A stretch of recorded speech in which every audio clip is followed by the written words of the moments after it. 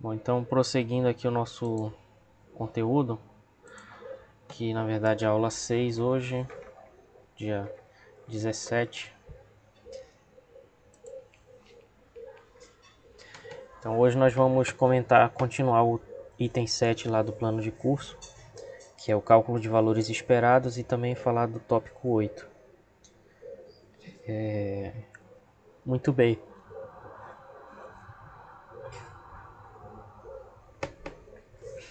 Então, eu vou continuar esse cálculo de valores esperados, né, fazendo através de exemplos e também discutindo alguns pontos importantes. Depois a gente vai comentar sobre o princípio da incerteza e como é que ele se insere aqui no estudo da equação de Schrödinger, né? E na parte final vou falar sobre a separação de variáveis que nos permite escrever uma equação de Schrödinger que não depende do tempo, certo? E esse 3 aqui é na verdade esse tópico 8 aí do plano de curso. Então a gente está concluindo o conteúdo e só para lembrar vocês, a prova vai ser na segunda-feira, certo?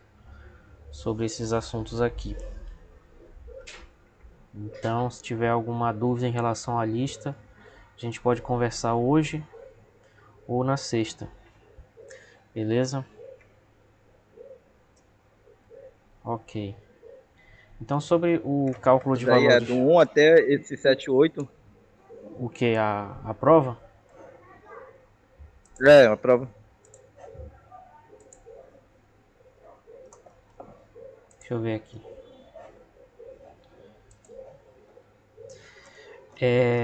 Até o tópico 11 aqui. Mas na verdade esses tópicos 10 e 11 não vai ter muito cálculo, eu vou só comentar aqui. Na verdade o mais importante é até o 9 aqui. Importante para a prova que eu falo, certo? Seria isso. Que é o que a gente vai falar aqui sexta-feira. Tá? Essas propriedades da função de onda. E vou falar também dessas análises qualitativas e da interpretação sexta-feira. Aí conclui o conteúdo dessa prova. Mas aí eu deixei a lista justamente para servir de base de que vai ser mais ou menos essas coisas aqui, entendeu?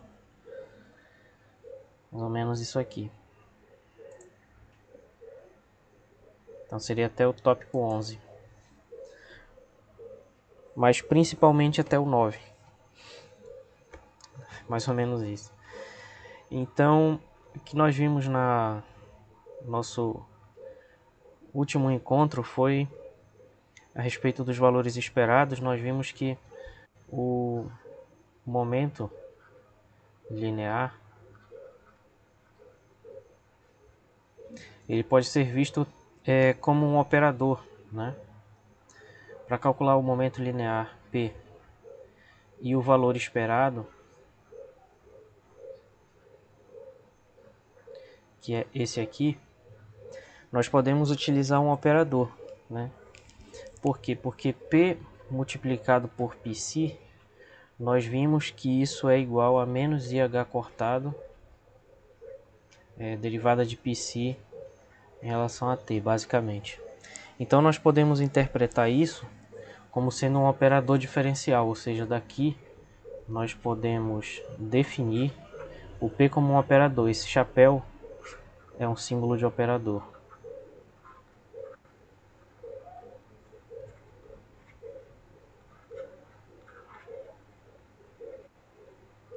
Então esse operador P seria menos IH cortado, aliás, derivado em relação a x, não a t. Menos IH cortado derivado em relação a x.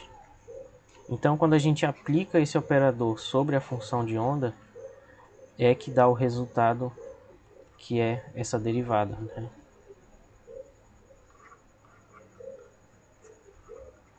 Então essa ideia dos operadores ela é fundamental em mecânica quântica e a gente pode entender, no nosso ponto de vista aqui da nossa disciplina, que o que leva a essa ideia de operadores é essa equação aqui, porque ela nos permite calcular o valor esperado do momento como sendo menos IH cortado, como nós vimos na aula anterior, integral de π conjugado vezes a derivada de π em relação a x. E nós podemos interpretar isso, né, se a gente absorver esse menos IH cortado lá dentro, a gente pode entender isso como sendo a integral de π conjugado vezes o operador momento atuando em π, nessa ordem aqui. Tá, então isso seria um resumo de por que a gente pode entender o momento como sendo um operador. Então essa daqui seria a definição de momento como operador, que na verdade é um operador diferencial, como se diz, porque ele é uma derivada. E essa daqui é a fórmula que permite, essas duas fórmulas aqui que permitem calcular de fato esse valor esperado do momento linear, né? Essas duas equações aqui. Ok? Isso é o que a gente discutiu na aula anterior. E uma coisa também que a gente pode discutir é que nós também podemos associar a energia a um operador. Tá?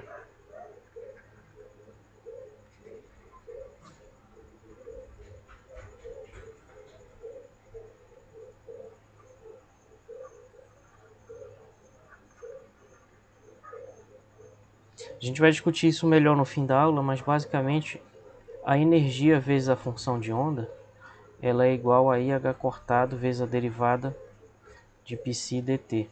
Por quê? Porque isso é o segundo membro da equação de Schrödinger, né?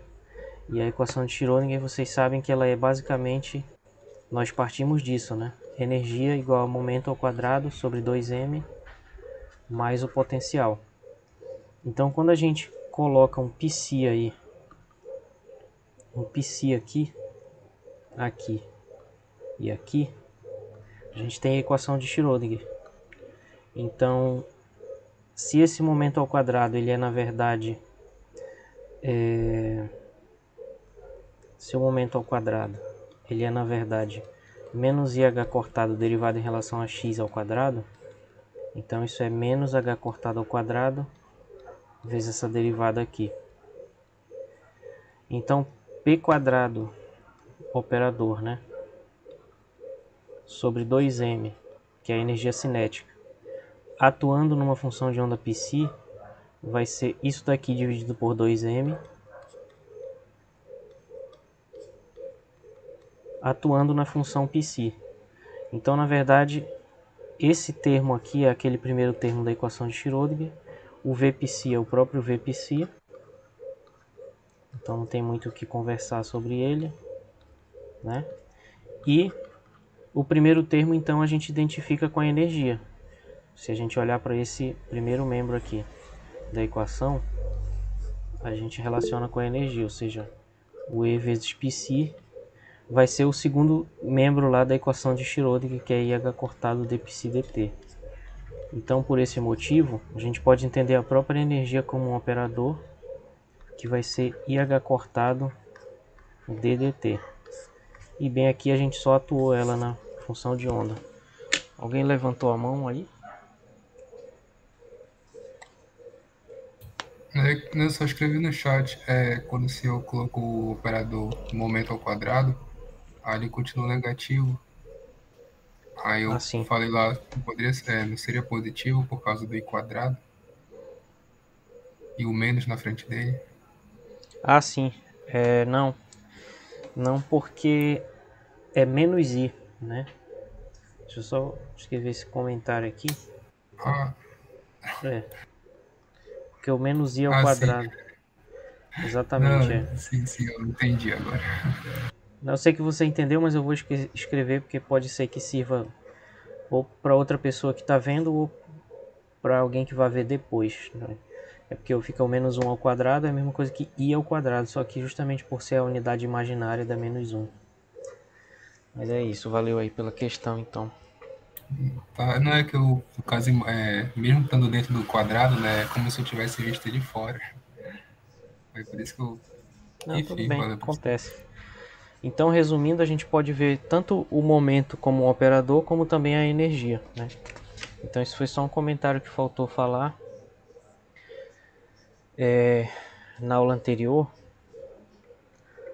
né? Aí, só para comentar uma coisa lá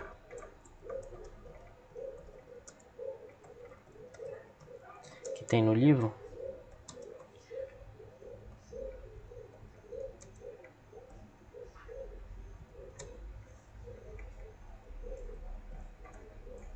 Lá no livro ele comenta se é possível ter definições alternativas do valor médio ou melhor, do valor esperado do momento linear, né? E aí o livro também responde, quer dizer, será que seria possível, né, definir desse jeito aqui? Ou seja, em vez de eu colocar psi estrela, derivada e depois o psi, será que eu posso trocar a ordem desses fatores aqui? Bom, não pode. Por quê? Porque, por exemplo, se fosse a derivada na frente e depois esses dois aqui, como essa integral ela é em dx, vou colocar um ponto de interrogação, senão alguém vai usar essa fórmula depois. Isso dá menos IH cortado. Como é uma derivada e uma integral na mesma variável, daria o próprio psi estrela psi, só que indo de menos infinito a mais infinito. E uma das propriedades da função de onda que nós vamos discutir na aula que vem é justamente que a função de onda ela se anula no infinito. Então, tanto no menos infinito como no mais infinito, ela daria zero. Isso significa que o momento da partícula, se a definição fosse essa, seria sempre zero. Então, ela estaria sempre parada. Então, seria uma péssima definição essa daqui. Essa definição não serviria.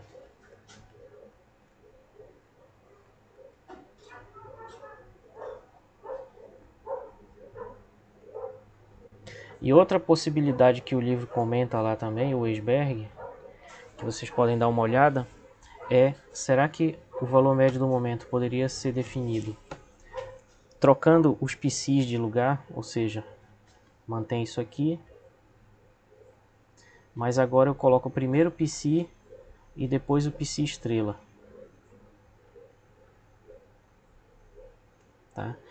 Aí o livro comenta que isso seria sim possível, mas que não traria informações novas, certo?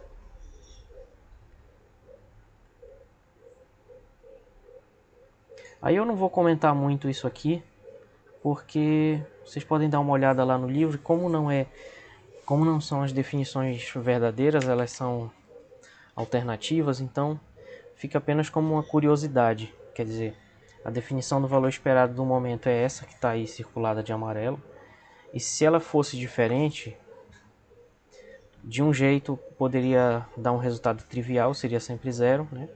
E de outro jeito não traria novas informações. Então a gente fica com a definição que a gente já tem, certo?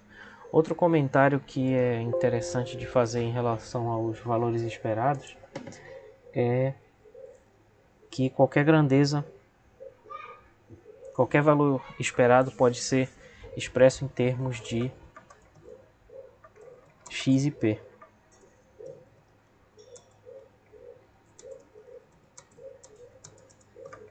certo?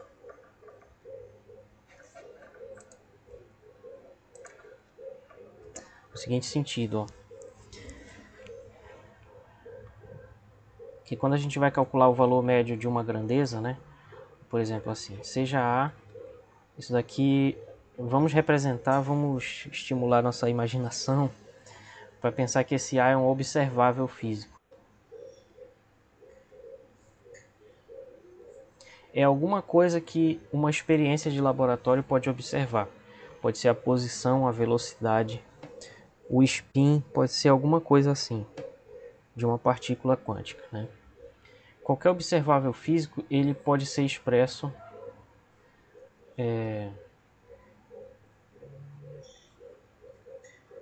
matematicamente falando, né, em termos da posição x e do momento p, certo? Então esse a, na verdade, ele é uma função que depende da posição e do momento. E eventualmente pode depender do tempo. Então quando a gente for calcular o valor médio, o valor esperado dessa grandeza, a gente tem que substituir essa grandeza como operador aqui sempre entre o psi estrela e o psi, né, esse a visto como operador, sempre nessa posição, que isso aqui é uma fórmula geral.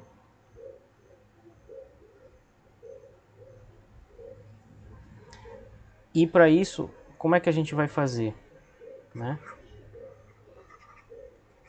A gente pode fazer isso desde que a gente faça essas substituições aqui que são chamadas de quantização canônica, ou seja, aonde tem a variável x, nós não vamos fazer nada. Aonde a variável x estiver atuando, ela vai virar um certo operador x chapéu, mas esse operador não faz nada, porque se ele atuar na função de onda, vai ser simplesmente a multiplicação de x pela função de onda. Porém, aonde na expressão desse a apareceu o momento p, nós vamos substituir esse momento por um operador p, sendo que esse operador p, quando atuar na função de onda, vai ser igual a menos IH cortado vezes a derivada em relação a x dessa função de onda psi. Talvez esteja um pouco abstrato, né, falando assim. Então vamos ver um exemplo, por exemplo, a energia cinética, tá?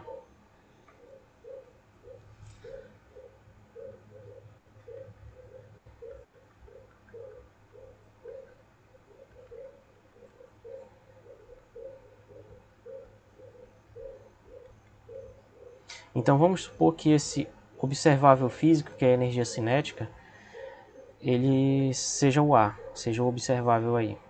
Então ele vai ser P quadrado sobre 2M. Então como é que a gente obtém o operador A? A gente obtém o operador A transformando x e p em operadores. Então vai ficar o operador P sobre 2M, seguindo essa regra de quantização, que é o que está escrito em azul aí embaixo. Então, na verdade, esse operador energia cinética, a gente poderia escrever A é igual a energia cinética, assim, né? Então ficaria energia cinética assim. Ficaria 1 sobre 2m, na verdade a gente acabou de fazer esse cálculo ainda agora, né? Vezes essa segunda derivada em relação a x aqui. Ó, eu substituo o p por aquele operador, e fazendo isso, fica desse jeito. Tá? Então é assim que a gente poderia calcular o valor esperado da energia cinética. Porque esse valor esperado, ele seria então, seguindo a fórmula que eu acabei de escrever, ó, é a integral de psi estrela vezes esse observável elevado ao status de operador. Então ficaria psi estrela vezes esse chapéu aí, dx. E aí eu substituo isso agora para calcular o valor esperado. Então fica essa integral do psi estrela vezes isso aqui,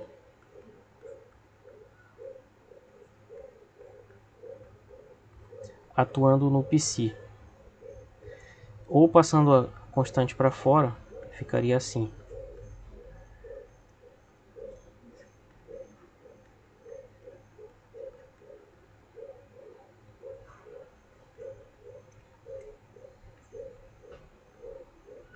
Certo? Então esse seria a fórmula que dá o valor esperado da energia cinética. Devido a essa regra de quantização canônica, a gente poderia ver um outro exemplo artificial aqui, apenas para ilustrar. Então vamos ver um exemplo artificial aqui, só para ilustrar. Por exemplo, se fosse um operador A, definido assim, como menos x mais 2p, certo? Mais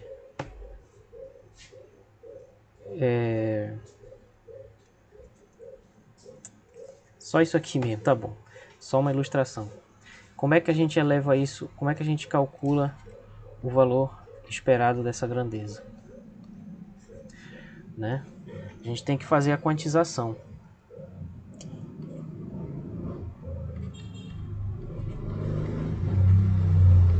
O que significa essa quantização? É obter o operador A, que vai ser menos o operador x mais 2 vezes o operador p. E aí a gente vai aplicar sobre isso uma função de onda psi.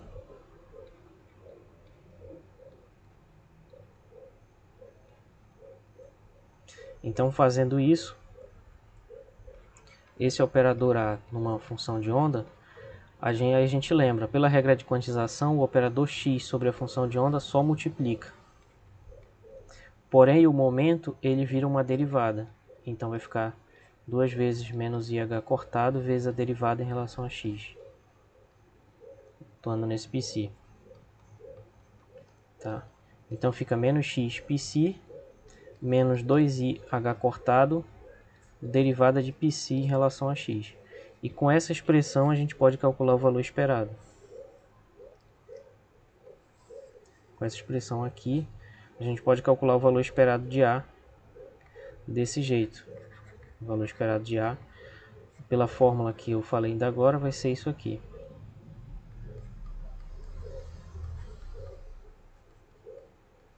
Onde nós acabamos de calcular esse A psi, lá em cima. Então a gente só substitui. Fica essa integral aqui.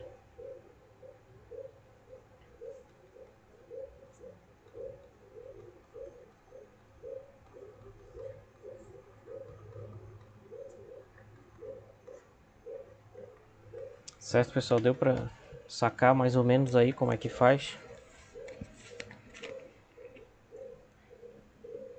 Sim, professor.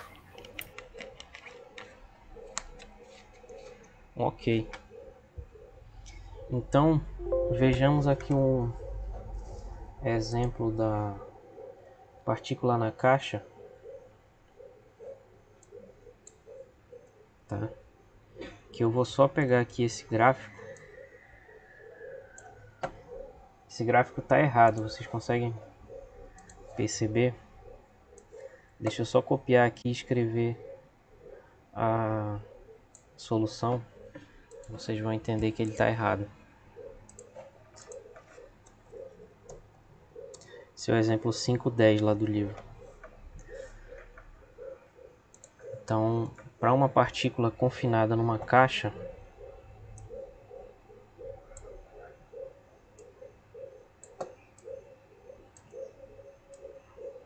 o livro diz que a função de onda vai ser essa. Então a situação é mais ou menos a seguinte: tem uma partícula que ela está em uma dimensão, confinada aqui entre menos A sobre 2 e A sobre 2, e está aqui a partícula aqui nesse meio. A energia potencial é zero. E a solução, a função de onda solução, ela vai ser uma constante de normalização vezes o cosseno de πx sobre esse A, que é o tamanho da caixa, né? Vezes e elevado a menos i et sobre h cortado. Então essa é a função de onda que descreve essa partícula numa caixa. E aí, por que está errado? Porque a função de onda ela vai ser complexa. Então o gráfico não vai ser essa curva. Isso aqui seria o gráfico do módulo de π e não de π, certo? Que aí quando a gente tirar o módulo, o máximo do cosseno vai ser 1 e da exponencial também. Então o valor máximo de π é a constante de normalização aqui em módulo. Tá? Bom, então a questão é o seguinte: a gente pode calcular um monte de valor esperado para um monte de exemplo, mas o mais interessante de tudo é relacionar isso com o princípio da incerteza. E para relacionar isso com o princípio da incerteza, a gente tem que fazer algumas coisas primeiro. Tá? Então o objetivo aqui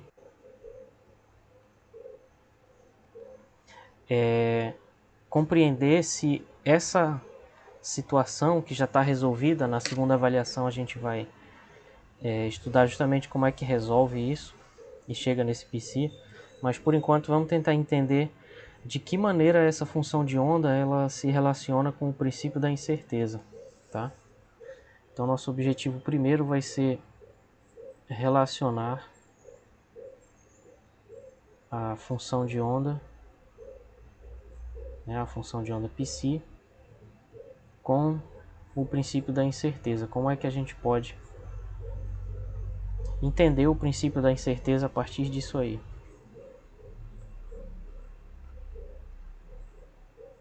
E o princípio da incerteza ele fala o seguinte, que a incerteza em x, que é a posição, vezes a incerteza no momento, que é p, ela tem que ser maior do que ou igual a h cortado sobre 2. Só que nós vamos entender isso de uma maneira estatística. Então esse ΔX, que é essa incerteza, e esse ΔP, a incerteza no momento, na verdade vão ser os desvios padrão ΔX, sigma x e sigma p, que vão ser maiores do que, o produto vai ser maior do que ou igual a h cortado sobre 2, né? Sendo que nós precisamos então calcular esse desvio padrão de x, que como nós vimos lá na aula de revisão de estatística, ele é o valor esperado de x ao quadrado menos o quadrado do valor esperado de x. E a mesma coisa para o momento. Então a incerteza do momento, na verdade, é o desvio padrão. E esse desvio padrão ele é essa raiz quadrada aqui, do valor esperado de p ao quadrado menos o quadrado do valor esperado de p. Então, embora seja de interesse a gente pensar os valores esperados de qualquer grandeza, porque isso tem mais a ver com a mentalidade, né, do início da mecânica quântica, que era justamente como é que a gente pode fazer previsões disso aqui que possam ser verificadas no laboratório. Então, quando o cara calcula um valor esperado da posição, na verdade ele está calculando aonde um jato de partículas de um experimento, onde poderia ter, por exemplo, um campo magnético fazendo um elétron defletir, né? Ou seja, ir para um lado ou para o outro. Eles estavam interessados em saber quantos iam bater numa certa posição e quantos iam em outra. É por isso que era tudo uma análise estatística também, né? Então, para eles era interessante naquela época calcular o valor esperado da posição, porque aí, se estatisticamente desse certo, quer dizer que a teoria está razoável, está aceitável, né? Mas nesse momento aqui da aula de hoje e da próxima, o que vai nos interessar é relacionar isso com o princípio da incerteza. Por quê? Porque o princípio da incerteza ele é uma lei física, digamos assim, importante, que ela faz a gente pensar sobre muitas coisas do que significa tudo isso que a gente está estudando, né?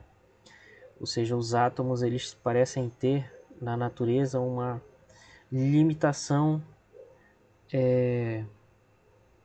daquilo que pode ser conhecido. E isso se manifesta matematicamente.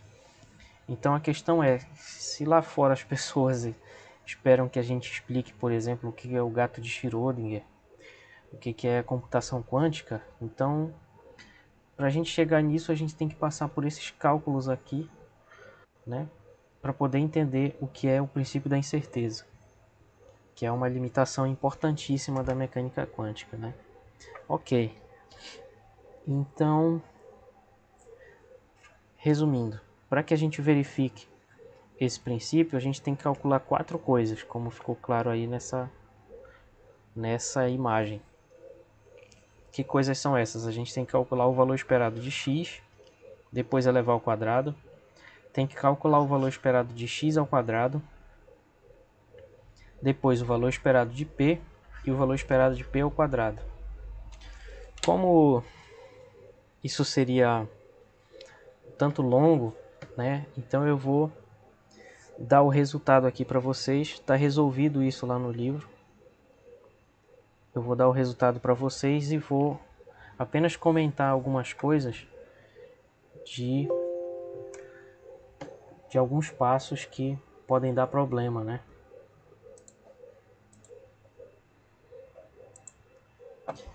Tá? Então vamos lá. A gente tem que calcular os valores esperados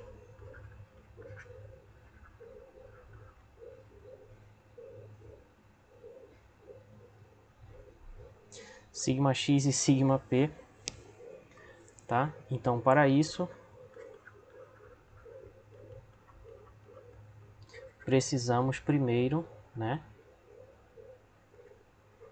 do valor esperado de x, o valor esperado de x ao quadrado, o valor esperado do momento e o valor esperado do momento ao quadrado.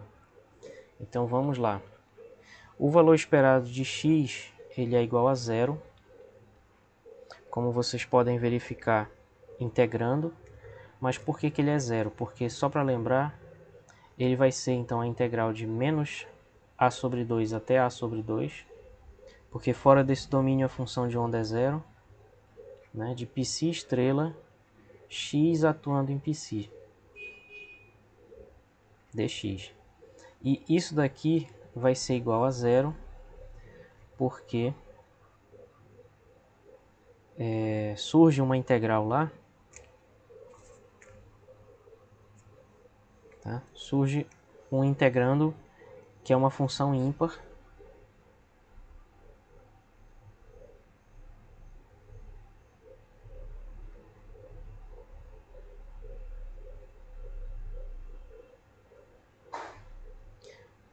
Que função ímpar é essa? É essa função aqui, x vezes cosseno ao quadrado de πx sobre a.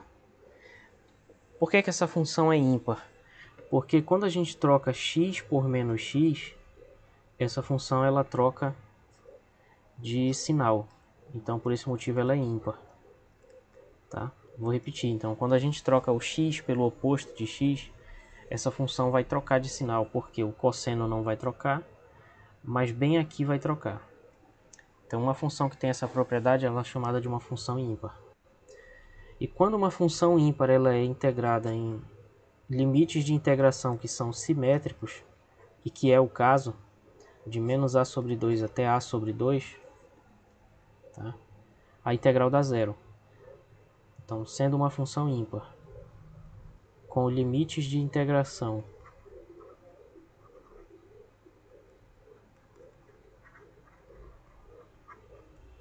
simétricos, a integral é zero, tá? Isso daqui tem naquele livro de cálculo lá, o Guidorizi, se eu não me engano. No volume 1, em algum lugar, não lembro aonde. Mas eu acho que tem lá sim. Beleza? Essa demonstração. E, obviamente, muitos livros de cálculo devem ter isso, não deve ser exclusividade.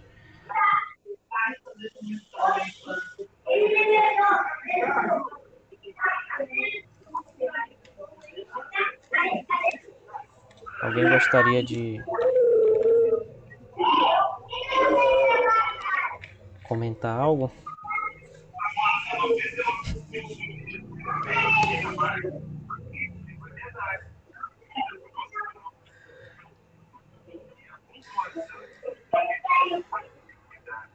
Emanuel, tu esqueceu o microfone ligado aí, macho. Valeu. Tudo bem. Bom, então o valor esperado do x ao quadrado vai ser agora a integral também nesses limites de integração. Porque basta eu integrar onde a função ela não se anula, né? Como ela se anula no resto, lá fora da barreira, não precisa. Então fica a integral de π quadrado x ao quadrado π. Aí como aqui não aparece momento linear, eu posso só substituir por x mesmo, tá? E efetuando esse cálculo, ele é um pouquinho longo, tá? Mas o resultado dele é esse aqui. O resultado desse cálculo é azinho ao quadrado sobre 2 vezes 1 sobre 6 menos 1 sobre π ao quadrado. Então esse resultado ele é É uma conta um pouquinho longa, tá? Mas resumindo, o que nós temos é... Daqui a gente pode calcular então a incerteza do x, que seria o desvio padrão. Então o desvio padrão, que alguns livros chamam de delta x, né, para fazer uma conexão, né, com um jeito mais antigo de falar, que também aparece nos livros de ensino médio, né? Vocês devem ter visto o princípio da incerteza. Se vocês ouviram falar disso antes de fazer física, com certeza foi com um delta x aqui, né? Então, tá, então isso é a raiz quadrada do valor esperado de x ao quadrado menos o quadrado do valor esperado de x. E aí, como a gente substitui, fica assim.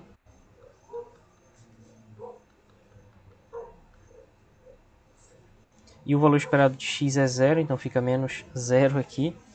Então essa incerteza em x ela dá a sobre raiz de 2 vezes a raiz de 1 sobre 6 menos 1 sobre π ao quadrado, tá? Essa daqui seria a incerteza do x, beleza? Dá esse valor aqui. Fazendo agora para o p, o valor esperado do p também vai dar zero, tá? Então o valor esperado do p do momento, que é justamente essa integral aqui, como nós vimos, menos IH cortado, integral de menos A sobre 2 até A sobre 2, de π estrela, que é o conjugado d π dx dx. Após alguns cálculos, né, a gente chega que esse valor esperado ele vai ser 2i vezes π, vezes h cortado sobre a ao quadrado, integral de menos a sobre 2 até a sobre 2, do cosseno de πx sobre a, vezes o seno de πx sobre a, vezes dx. E aqui vocês podem perceber que o cosseno é uma função par, porém o seno é uma função ímpar. Então, se nessa função aqui do integrando eu trocar x por menos x, o cosseno não vai se alterar, porém o seno vai se alterar, vai trocar de sinal. E como os limites de integração também são os mesmos do caso anterior, que são simétricos, então a gente vai ter a mesma situação da letra A, tá? Então esse momento linear ele vai dar zero. Esse valor esperado de P vai dar zero, pelo mesmo motivo do valor esperado do X.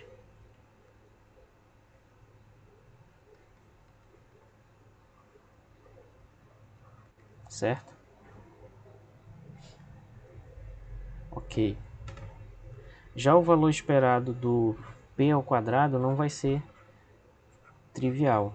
Então esse valor esperado do P ao quadrado, como nós vimos já em alguns slides atrás, isso é essa integral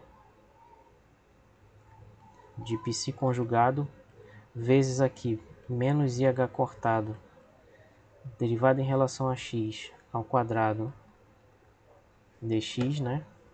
E isso é menos h cortado ao quadrado, então, vezes essa integral aqui.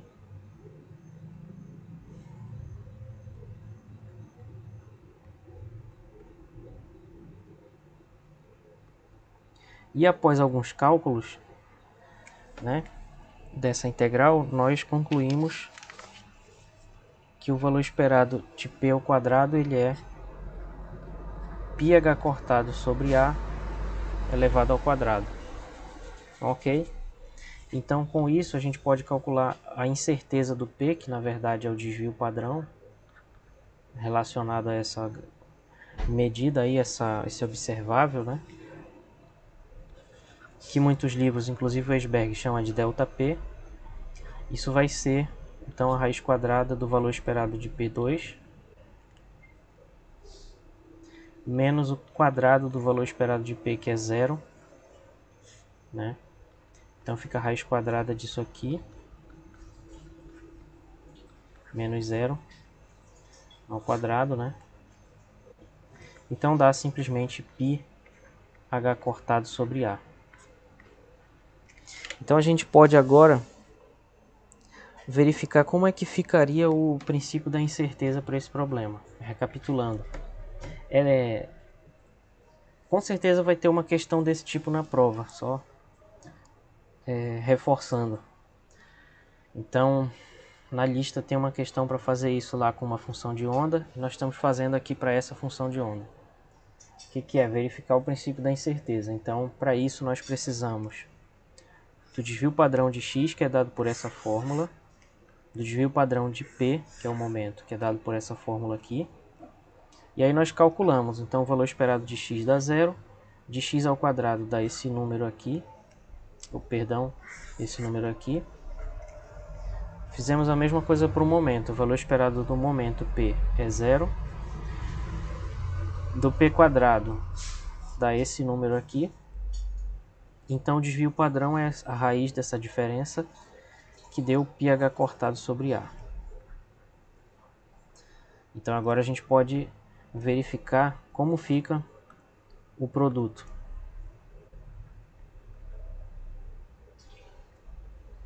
Então agora nós vamos calcular esse produto ΔX vezes ΔP, que é a mesma coisa que σx, que é o desvio padrão em x, desvio padrão em P, né? E comparar com o princípio da incerteza.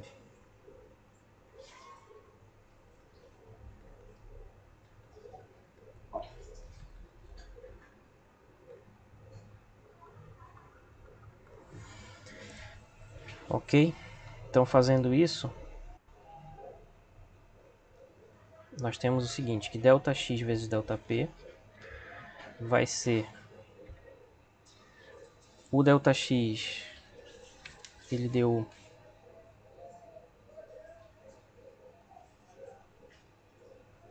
A sobre raiz de 2 vezes essa raiz aí. Então vamos fazer assim. A sobre raiz de 2 vezes essa raiz de 1/6 menos 1 sobre π2. Né? E o ΔP, ele deu simplesmente π h cortado sobre A.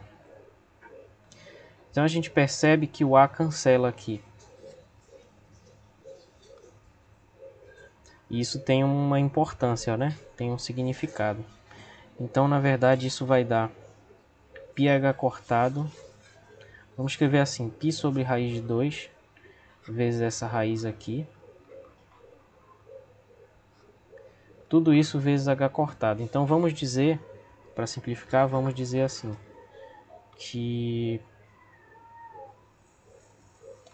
o ΔX ΔP, ele deu exatamente um certo número lambda vezes h cortado, onde esse lambda é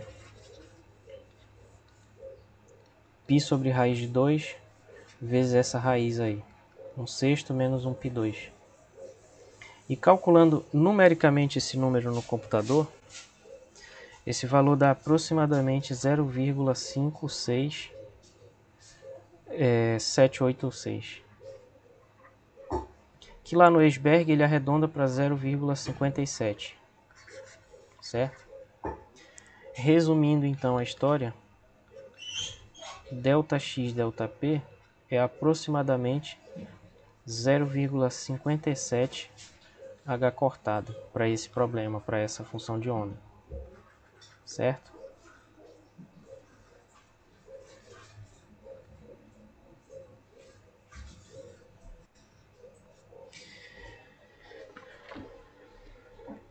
Então, antes de relacionar isso com a incerteza, só um comentário. Olha só, pessoal, como coisas interessantes acontecem aqui. Esse A, ele cancelou com o A, né? Mas lembrando do que significa essa letra A, essa constante A, ela é a largura da caixa onde a partícula está confinada. Então, como essa relação de incerteza sumiu com esse A, significa que essa relação de incerteza para esse problema não depende de A, ou seja, não depende do tamanho da caixa. Então, uma partícula confinada numa caixa, a relação de incerteza que vai se estabelecer para essa partícula confinada não vai depender do tamanho dessa barreira, certo? Então, ao contrário do que a gente imagina, que quanto mais a gente apertasse a barreira, né, a gente estaria concentrando a posição e a medida do momento estaria piorando. Não tem nada a ver, porque a incerteza ela se dá só na medida. Tá? Então não tem a ver exatamente com a região que a partícula está confinada. É uma propriedade mais profunda do problema em si. Beleza, agora o que a relação de incerteza nos diz é... Já vou falar. Tá? Então, o que a relação de incerteza nos fornece é isso aqui. Tá? Então, a relação de incerteza é essa aqui. Né? Ela diz que ΔX vezes ΔP ela tem que ser maior do que ou igual a H cortado sobre 2, que é 0,5 H cortado, né? É isso que a relação de incerteza nos diz. No problema em questão,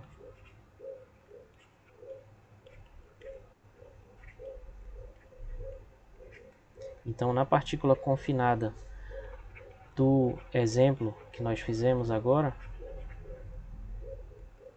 nós vimos que ΔX, ΔP deu aproximadamente 0,57 H cortado. Então a gente percebe que esse ΔX, ΔP, que é aproximadamente 0,57, é maior do que 0,5 H cortado, certo? Porque 0,57 é maior que 0,5. Então isso significa que, de fato, né, verificamos o princípio, a validade do princípio da incerteza para esse problema.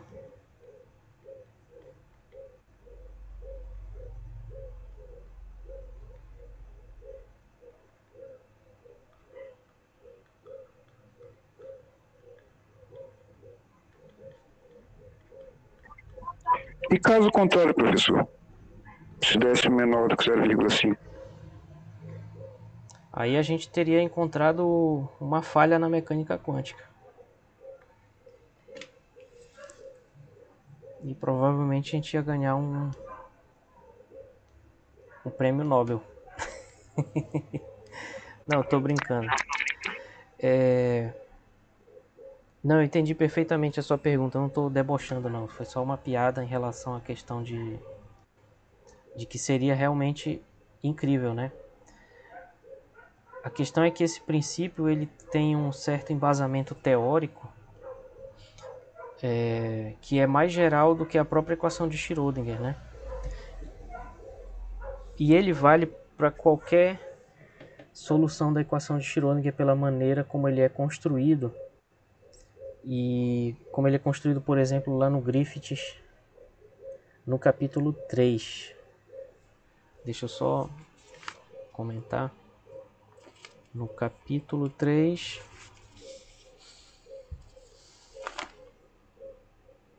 E eu não anotei a seção, mas é 3.5, eu acho.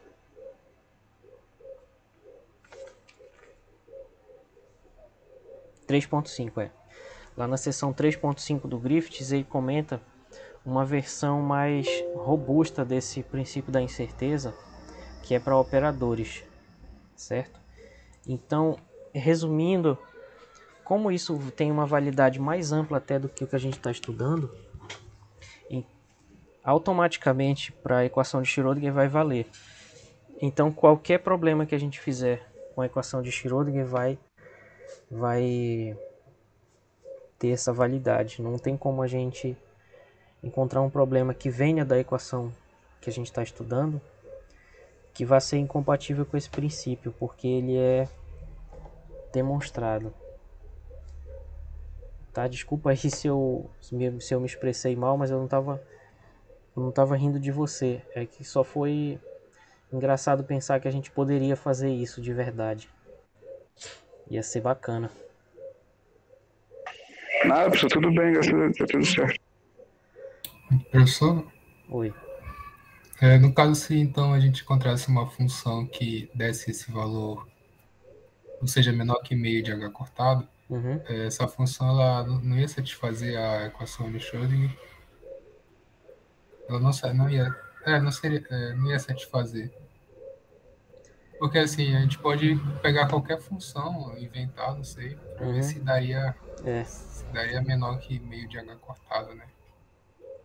É possível que exista uma solução da equação de Schrödinger que não satisfaça, mas provavelmente ela não vai satisfazer outras coisas. Então pode ser, por exemplo, que ela não se anule no infinito. Então uma solução que não se anule no infinito pode ser que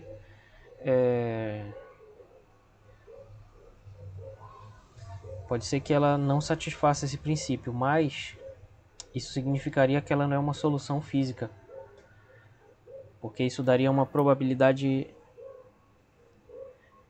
não seria normalizável a função de onda. E aí seria uma espécie de probabilidade infinita, seria uma coisa esquisita.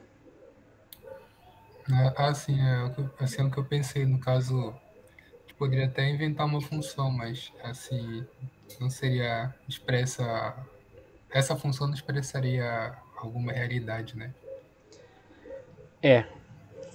Agora, quem sou eu para dizer que isso é impossível também, né? O que a gente sabe é que dentro de toda essa formalização matemática, isso não é possível porque lá na seção 3.5 do Griffiths, isso é formulado para operadores em geral. Então, dentro desse nosso mundinho aqui, dessa mecânica quântica da equação de Schrödinger e de operadores, isso é impossível. Agora, quem sou eu para dizer que isso é de fato impossível? Não sei. Como vocês dois estão comentando aí, não posso garantir que isso seja completamente impossível. Agora, tem uma motivação também que também tem uma intuição interessante que eu queria comentar com vocês agora, inclusive, para essa relação de incerteza. Deixa só eu sumir com esses negócios aqui. Professor, antes de eu continuar, tinha mais uma dúvida também. Diga. Num daqueles exercícios que o senhor passou, Hum. o desvio padrão deu a raiz de 1/2 lambda. Então, esse lambda obrigatoriamente teria que ser positivo. Assim, seria essa a minha pergunta, né? Porque o lambda é um valor, parece que eu entendo seria um valor arbitrário, né? Então, como ele está dentro de uma raiz, se fosse negativo, o desvio padrão daria um número complexo. Então, Aí é... Bom, esse desvio padrão ele foi construído para que ele nunca fosse negativo nem imaginário. Porque tem uma regra lá da estatística que diz, né, que tem como demonstrar isso matematicamente, eu não sei, mas eu passei o olho por cima dessa regra aqui, ó. Não sei demonstrar isso, mas eu passei o olho por cima disso aqui. Quer dizer, o valor esperado de x ao quadrado ele é sempre maior do que ou igual o valor esperado de x ao quadrado. Isso aqui é uma regra estatística. Então, se tu passar subtraindo para cá, significa isso, ó. Então, automaticamente, a variância, que seria o sigma ao quadrado, vai ser maior do que ou igual a zero. E, consequentemente, o sigma vai ser real e positivo também. Então, isso é uma questão estatística mesmo. a definição de valor esperado da mecânica quântica é feita de tal maneira que ela dê sempre positiva. Dê sempre um número real. E como aqui vai elevar ao quadrado, vai ficar positivo. E devido a essa regra da estatística, não tem como dar negativo aqui, a variância, que é o quadrado do desvio padrão, esse sigma quadrado. Nesse caso seria sigma de x aqui no exemplo, né? Sim, professor, entendi. Era isso mesmo, que tinha um valor arbitrário, né? Então poderia ser qualquer coisa, então nesse caso ele não pode ser negativo, senão ele daria um complexo. Aí se tu perceber que no cálculo isso deu negativo, quer dizer que o teu cálculo está errado. Né? Ainda agora comigo aconteceu uma coisa parecida, eu fui ver que eu tinha errado. É assim mesmo. Já que o senhor falou isso, né? Cadê? Eu vou ver aqui primeiro, porque parece que o sigma ao quadrado deu menos 1 sobre 2 lambda. Aí, sendo que esse lambda não pode ser negativo, bom, então o sigma ao quadrado ficaria negativo. Mas eu vou verificar aqui primeiro. Tá, beleza. Então quando tu verificar aí, a gente volta a esse assunto. Bom, pessoal, o princípio da incerteza de Heisenberg, eu queria só comentar uma coisa em relação a ele, que vocês já devem ter ouvido muito falar disso em Moderna 1, Física 4, sei lá, no YouTube. É um assunto que é muito comum para quem estuda física, né? Muito comum para quem estuda física. Mas eu achei lá uma discussão interessante no livro do Griffith que eu queria trazer para vocês, que é uma relação entre... Para a gente entender que, na verdade, isso também tem a ver com a natureza ondulatória, tá? Então a gente poderia chamar essa discussão de origem ondulatória da incerteza, né? Bom, só para a gente repetir novamente, quando eu falo incerteza, eu quero dizer isso aqui, ΔX, ΔP, maior do que ou igual a H cortado sobre 2. Então, a origem ondulatória disso qual é?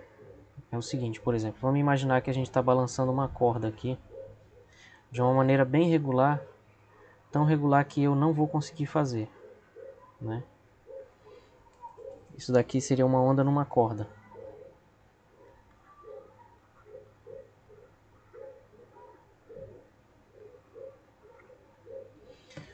Certo? Mas essa onda ela é bastante regular, de tal maneira que a gente pode pegar qualquer pedaço dela aqui entre duas cristas, ou entre dois vales aqui, e identificar claramente aqui um comprimento de onda. Na verdade é um ciclo, não é entre dois vales, né? Entre dois vales é meio comprimento de onda. Estou falando besteira. Mas, por exemplo, bem aqui, entre esse ponto e esse, a gente pode medir um comprimento de onda lambda aqui. E a gente poderia fazer a mesma coisa, né? Entre outros dois pontos quaisquer que a gente escolha aqui que a gente vai medir o comprimento de onda certinho. Então isso significa que se essa onda for bastante regular, o lambda, que é o comprimento de onda,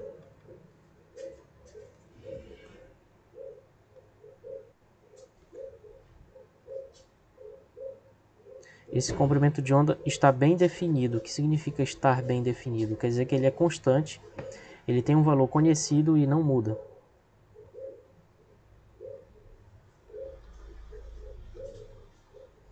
Tá?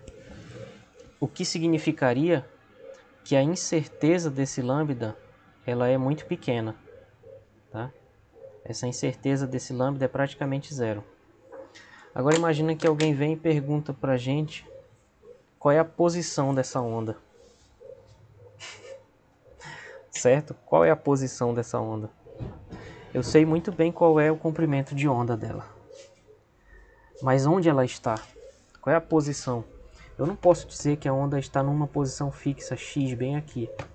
Porque na verdade ela está oscilando em toda uma região do espaço. né? Então a incerteza na medida dessa posição é muito grande, certo? Então, ao mesmo tempo que o lambda está bem definido, a posição x está mal definida,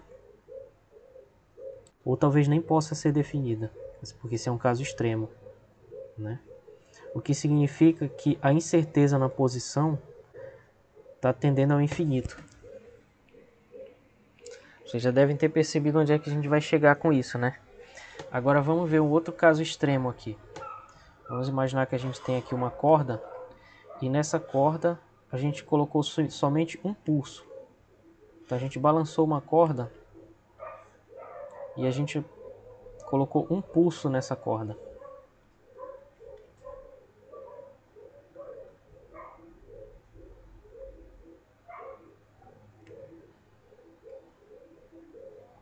Então são duas situações diferentes. Deixa eu só fazer de outra cor, senão vai ficar impossível de diferenciar. Agora vamos imaginar aqui que em vez de uma onda a gente tem um pulso.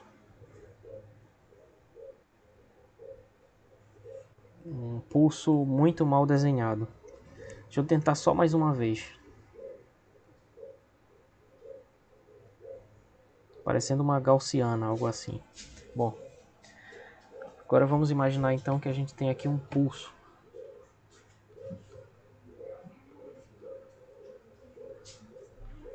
Se agora a gente perguntar qual é a posição desse pulso, agora faz mais sentido a pergunta, não faz? Porque a gente sabe que ele está mais ou menos aqui assim. E tem um erro mais ou menos desse tamanho aqui, essa medida, que seria um ΔX, uma incerteza na medida do x. Então agora x está melhor definido.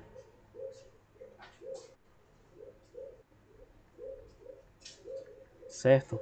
O que significa que o ΔX é pequeno. Agora, imagina se eu pergunto qual é o comprimento de onda dessa onda. Primeiro que ela nem formou uma onda inteira, porque ela tem que ir para cima, depois voltar e voltar para o mesmo ponto, para formar um ciclo completo. Ela não chega a ser uma onda, ela é só um pulso de onda. Então isso significa que a incerteza no comprimento de onda dessa onda é muito grande, tende ao infinito. Certo? Então, agora vamos ver se a gente consegue relacionar isso com o que a gente está estudando. Porque isso aqui é uma questão ondulatória. Então, para a gente trazer isso para a mecânica quântica, a gente tem que ir pisando devagar, né? Para ter certeza que a gente está fazendo certo. Mas a gente consegue, porque olha só. O que isso tem a ver com mecânica quântica? Tem tudo a ver. Porque na mecânica quântica a gente está estudando a função de onda de uma partícula, né? E qual é a relação entre o comprimento de onda e uma outra grandeza física? Ela é dada pela relação de de Broglie. Então o link que a gente faz entre isso e a mecânica quântica é dado por isso aqui. A relação de de Broglie.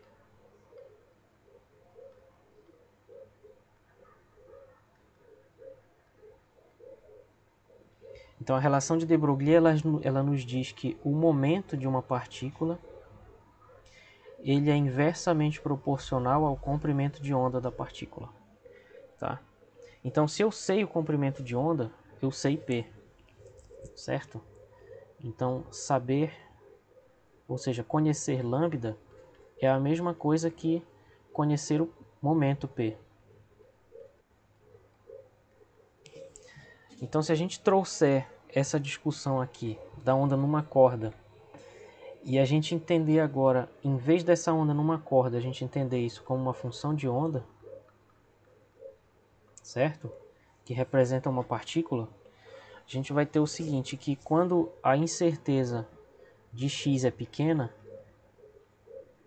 a incerteza do comprimento de onda vai para o infinito, ou seja, a incerteza no momento vai para o infinito, né? E reciprocamente, quando a incerteza da posição, ou melhor, quando a incerteza da posição ela é grande, a incerteza do momento, a incerteza do comprimento de onda é desprezível, que é o primeiro caso aqui. Se a gente conhece muito bem o comprimento de onda, é porque a onda está bem distribuída no espaço, o que significa que a posição dela está mal definida. Então, se a incerteza da posição dela é grande, o comprimento de onda é bastante certo. Consequentemente, como o comprimento está relacionado com o momento, significa que o momento vai ser conhecido. Tá? Então isso mostra para a gente que existe uma relação entre a incerteza da posição e a incerteza do momento, né, de que eles são inversamente proporcionais.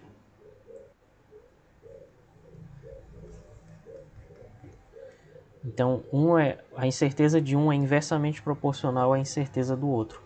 Mas se a gente passa multiplicando, quer dizer que o produto das duas incertezas aqui é aproximadamente uma certa constante. Isso aqui é muito grosso modo, isso que eu estou falando, tá? Por quê? Porque isso daqui é uma maneira de entender, né? Uma maneira de justificar, tentando imaginar a partícula como sendo representada por uma função de onda. A partícula não é que ela seja uma onda física no sentido que a gente está acostumado. Ela é representada por uma função de onda, certo? Então a gente pode fazer essa analogia. Agora, matematicamente falando, essa incerteza ela é ΔX ΔP maior do que ou igual a H cortado sobre 2. E como é que a gente passa daqui para cá? Né? Pois é, para passar daí para aí, tem que levar em consideração a álgebra dos operadores, que nós não vamos discutir.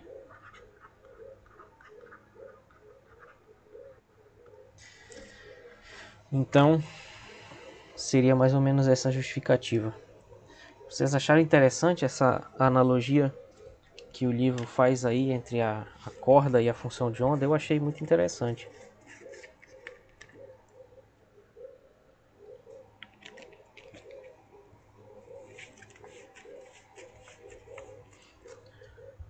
Outra questão que a gente pode falar sobre o princípio da incerteza é o seguinte, que como ele afirma que a incerteza na posição vezes a incerteza do momento ela é sempre maior do que ou igual a uma constante,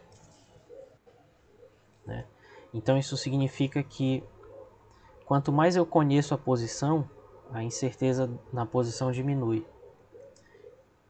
Então a incerteza do momento vai aumentar. Ou seja, se a gente estivesse fazendo aqui um experimento com um anteparo aqui e um feixe de elétrons aqui saindo, vamos supor que a gente vai medir a posição aqui onde eles vão chegar.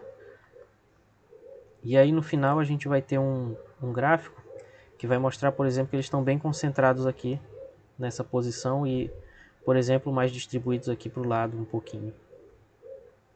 Agora, se a gente construir uma câmara, sei lá, se a gente bolar uma maneira de medir agora a velocidade deles, a gente vai medir a velocidade com precisão, mas o experimento vai mostrar que os elétrons vão se espalhar mais. O que significa que eles não estão mais concentrados. Por quê? Porque agora aconteceu o inverso aqui. Agora diminuiu a incerteza no momento e consequentemente aumentou a incerteza da posição. Tá? Então isso é uma característica do princípio da incerteza. Outra característica interessante da gente discutir desse princípio é o seguinte, que ele é maior do que ou igual a h cortado ao quadrado.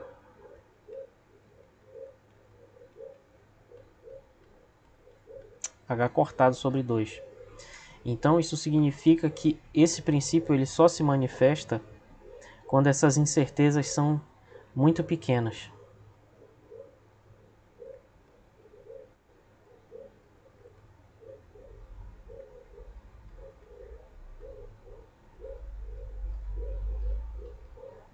Então a gente só verifica esse princípio quando a incerteza da posição ou a incerteza do momento são da ordem de h cortado. da mesma ordem de grandeza do H cortado, tá? Ainda que em relação às unidades esteja incorreto dizer que a posição ela vai ser proporcional ao H cortado, né? Em relação à unidade, a unidade do H cortado é a unidade de ação e não de posição. Certo, pessoal? Então, esses seriam alguns comentários em relação a isso, ao princípio da incerteza. Eu queria falar mais um pouquinho só para comentar a questão da separação de variáveis da equação de onda, para a gente obter a equação independente do tempo. Então, se alguém tiver algum comentário em relação a isso daqui ou ao que veio antes, pode falar agora.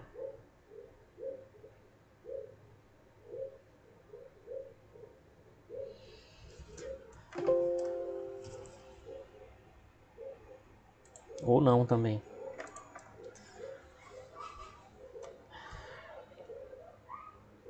Bom, então já que não houve questões, vamos falar um pouco sobre a separação de variáveis da função de onda, né? A gente discutiu valores esperados, discutiu o princípio da incerteza. Agora, antes da gente se lançar na próxima avaliação com vários exemplos de cálculos, é interessante simplificar essa equação, né? Porque nós estamos com essa equação aqui.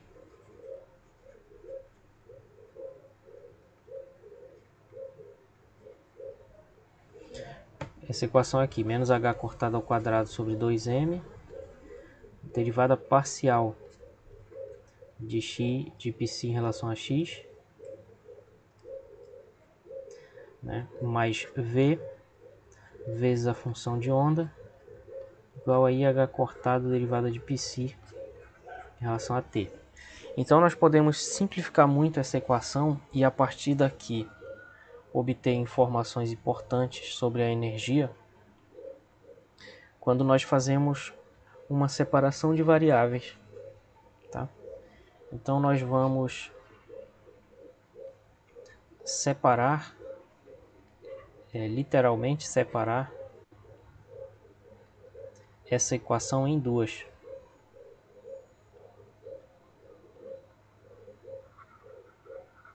E os motivos quais são? Bom, o primeiro motivo é para simplificar os cálculos.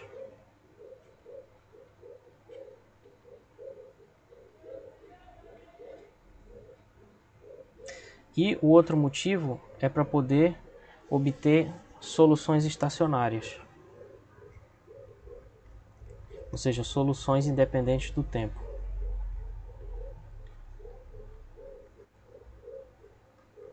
E com essas soluções estacionárias nós vamos ter importantes intuições sobre a energia, né?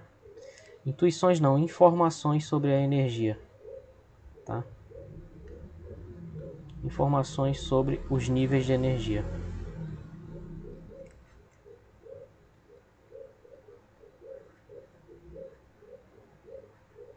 De que? Depende do sistema. Se for um átomo, vai ser os níveis de energia do átomo. Se for oscilador harmônico, níveis de energia do oscilador harmônico. E nós fazemos isso matematicamente escrevendo a função de onda π, que depende da posição e do tempo, como sendo uma função π minúsculo, né? Porque esse π é uma letra, então esse daqui é o maiúsculo, esse aqui é o minúsculo, que só vai depender da posição, portanto ele é estacionário, não depende do tempo, vezes uma função que nós vamos determinar, que só depende do tempo. Isso daí é um método de resolução de equações diferenciais parciais, certo? Que se estuda lá em Métodos da Física Teórica 2, com mais profundidade, mas aqui nós podemos estudar um pouco. E que se chama separação de variáveis, tá? Método de resolução de equações diferenciais parciais, que é o nosso caso, da equação lá em cima, através da separação de variáveis. Uma questão que surge é: o que garante que de fato essa função vai ser assim? E a resposta é: nada garante. Não existe nada, absolutamente nada que garanta. Porém, quando a gente supõe que pode ser assim, nós obtemos soluções que de fato são assim. E a partir dessas soluções separáveis, ou seja, obtidas através desse método, nós podemos escrever outras soluções como combinação delas. Tá? Então é um excelente meio um excelente ponto de partida essa hipótese aqui, que é a hipótese da separação de variáveis.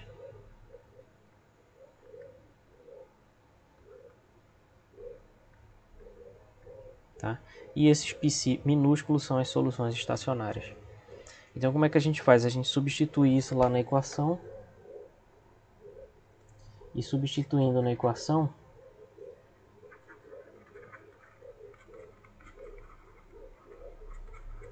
substituindo então esse π de x e t como sendo um π de x vezes um φ de t, nós vamos ter o seguinte. O lado esquerdo lá, o IH cortado dπ dt, ele vai ser isso aqui, né, o π de x vezes φ de t. Aí derivando, vai ficar IH cortado. Como esse π de x não depende do tempo, ele sai. E ali fica uma derivada total, porque o φ é uma função de uma variável só, certo? Então ficou isso aí. Depois, o Vπ, eu esqueci de falar, mas aqui no Vπ nós vamos colocar uma outra hipótese. Tá? E essa hipótese é de que o potencial, na verdade, ele só depende da posição.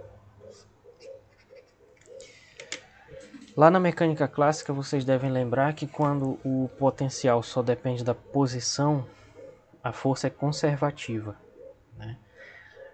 Que significa que o sistema sujeito àquela força, né, que só depende da posição, é um sistema que respeita o princípio da conservação da energia. Aqui vai acontecer uma coisa parecida, então. Quando o potencial ele só depender da posição, nós vamos separar a equação em duas de tal modo que cada uma dessas soluções vai ser uma solução com uma energia bem definida. Tá? Então a gente vai obter um πzinho aqui, que para cada um deles a energia é bem definida e não muda, certo? Que são os estados estacionários. Então vai ser uma coisa parecida. Quando a gente fizer essa hipótese, a gente vai poder separar a equação ali do lado direito. Então, fazendo essa hipótese, o Vπ maiúsculo, ele vai se tornar um potencial que só depende de x, e o π agora é um π minúsculo de x vezes uma função φ de t. Tá? E o terceiro termo, né, que é o primeiro, aliás, menos h cortado ao quadrado sobre 2m vezes isso aqui, vai ficar assim.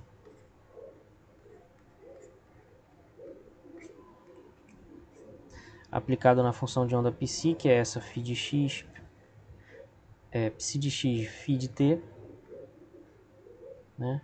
Agora vai acontecer o contrário do que aconteceu lá em cima. Como o φ só depende de t, ele pode sair dessa derivada aqui. Então fica menos h cortado ao quadrado sobre 2m. E para o π que ficou, fica um d2π, uma derivada total, né? Vezes o tal do φ. Agora jogando tudo isso lá na equação de Schrödinger,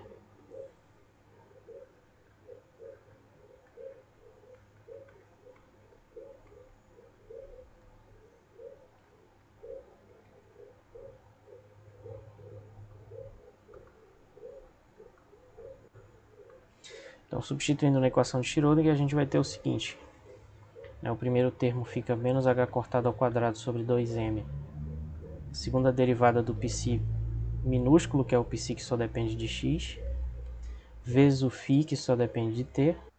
O potencial vai depender só da posição, né, vezes o psi de x vezes o φ de t, igual a IH cortado vezes a derivada do φ vezes o psi de x. Agora, para completar a separação de variáveis, aqui nós vamos dividir por πc. Dividindo essa equação por πc, nós vamos dividir bem aqui, né, por φ vezes πc, aqui também e ali também. Então, fazendo essas divisões todas, vai ficar assim. Aqui vai ficar 1 sobre πc de x, vezes essa segunda derivada. Aqui no meio vai ficar só v de x, e lá do outro lado vai ficar IH cortado vezes 1 sobre φ de t, vezes a derivada de φ. Aí aqui que entra a questão mais interessante de todas, que é, como esse lado aqui ele só depende de x, e o lado de lá só depende de t,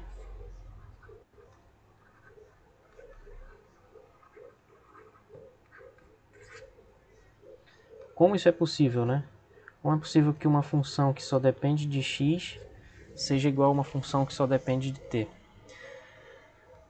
É aqui que entra o motivo da gente usar a separação de variáveis, né? É que ele usa um artifício bem aqui, que é o seguinte: se aqui o lado esquerdo só depende de x e o lado direito só depende de t, a única forma dessas duas coisas serem iguais é que as duas sejam constantes. E que as duas sendo iguais, então, vão ser iguais a uma mesma constante, tá? Então, a única forma de resolver isso é supor que ambos os membros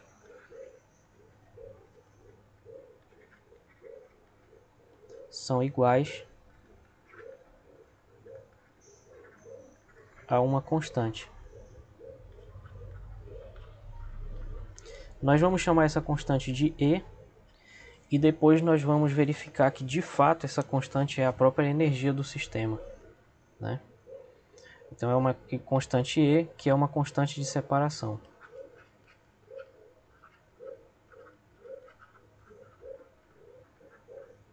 Vamos verificar depois que essa constante é a própria energia do sistema. Então, substituindo de volta, a gente vai obter então duas equações, né? Uma que vai dizer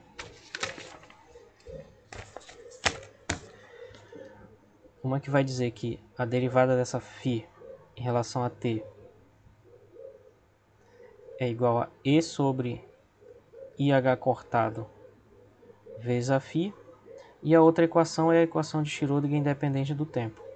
Menos h cortado ao quadrado sobre 2m, d2 πc, onde esse πc agora só depende da posição x, mais v de x πc de x, igual a energia vezes πc. Beleza, pessoal? Então, acho que por hoje já chega, né? Aí na próxima aula a gente discute o que significa então essa equação independente do tempo e como é que a gente calcula essa função φ, que nós vamos ver que na verdade ela vai dar uma exponencial imaginária, tá? E as referências dessa discussão de hoje estão aqui nessas seções. Na verdade eu não cheguei tão longe, né? 5.4 e 5.5 do Esberg, e aqui nessas seções do Griffiths também, beleza? Se vocês quiserem estudar pelo livro, tá aí a referência. Então, desculpem aí pelos 6 minutos que eu passei. Se vocês quiserem discutir alguma coisa, ainda assim eu estou à disposição aqui.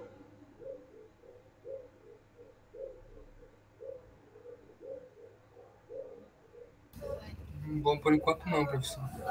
Tá. Ok. Então, boa noite para vocês. A gente se vê na sexta, 4 da tarde, né? Que foi uma reposição aí que a gente marcou. Beleza? Então, até sexta-feira. Até mais, professor. Boa noite. Obrigado. Valeu aí, boa noite para vocês. Valeu, valeu. Até sexta Isaac, também. Boa noite.